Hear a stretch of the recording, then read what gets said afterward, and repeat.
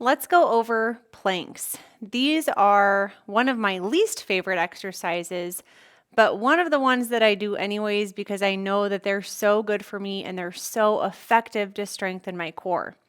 So I do try to habit stack these with watching TV. However, let's go over the basic form here. You're going to want to come down to the ground. And if you need to put dumbbells under your wrist, like if the wrist extension is a little bit much, you can certainly do that. I'll show you that modification here. And you just hold it. I like to say pretend like someone is punching you in the gut. That's going to really help you engage that core. Here's what the side view looks like. So a common plank mistake that I see is rounded upper back. You don't necessarily need to round your upper back, just keep everything tight and engaged.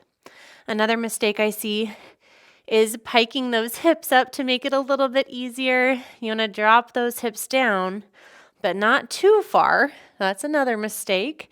See that arch in my low back? Again, we want to be just as straight as a board. So you can keep that head in a nice neutral position. You don't want to drop that head like that. Now, some ways to make that easier are going to be add an incline like this. So you can get a bench or a chair or a countertop and just hold this position. This is such a nice one to work the core. You can also do them on your knees, kind of a similar position to a push-up, but on your knees, like this.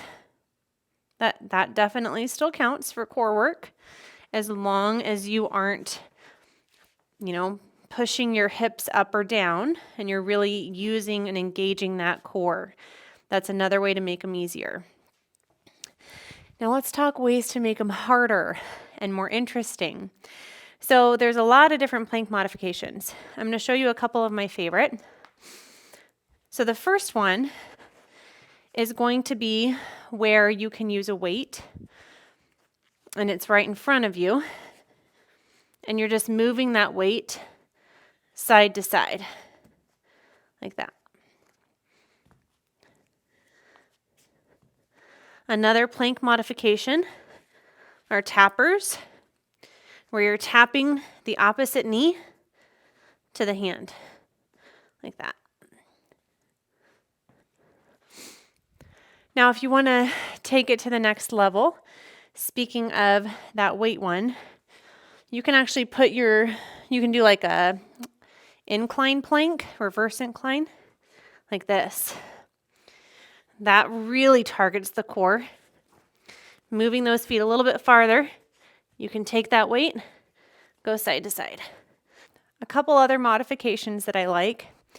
You notice that I was on my hands for the last ones. If you go on your elbows and you turn your palms up, that's actually going to be more challenging. So this is going to be easier for most people. And then in my experience, this is harder. Another fun, I'm going to show you that from the side too, actually. So here's that elbow plank. Another fun modification is when you do a knee pull, kind of a knee crunch, into your plank. It's like this. And you can go straight in if you want, or you can do like plank knee twists, like that. I'll show you from the side. So I call these plank twists.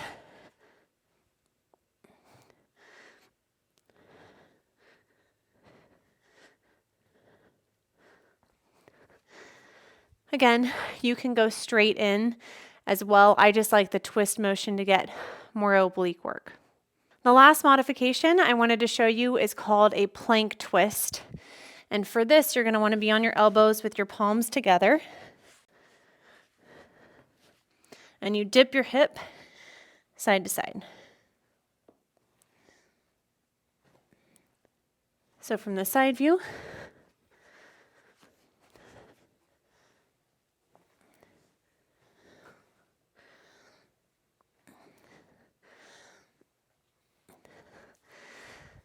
All right. I hope that that gives you some ideas on how you can spice up your planks. I hope you give them a shot. Even the easy versions, they all count. If you have any questions on planks, let me know.